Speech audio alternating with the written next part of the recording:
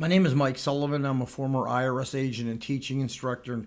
Welcome to my YouTube station. I have been on many national newscasts. This isn't my infomercial. Just go to my website at 777irs.com.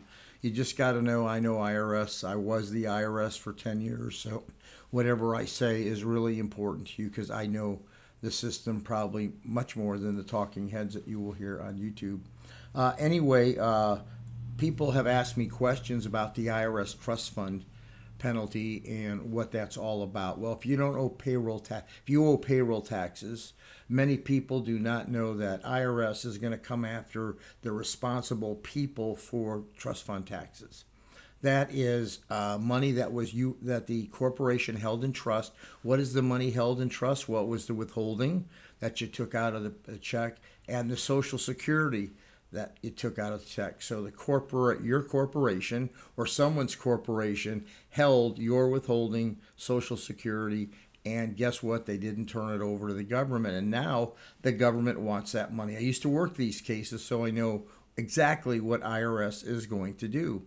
IRS is going to go after responsible persons.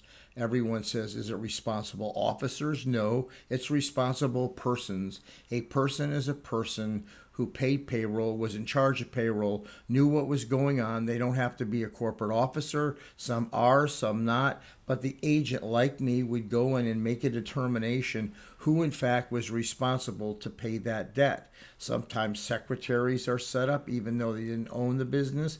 And usually owners, anyone on the bank signature cards, are going to be held responsible. What does IRS do? Is they have an investigation, a formal investigation on who's responsible for that tax. They gather the information, they put their findings together, their manager signs off, and then they send up a proposed notice of assessment to you. They send you out a form 2751 and 1153 letter letting you know and all the other people know that they set up that IRS is proposing this assessment against you.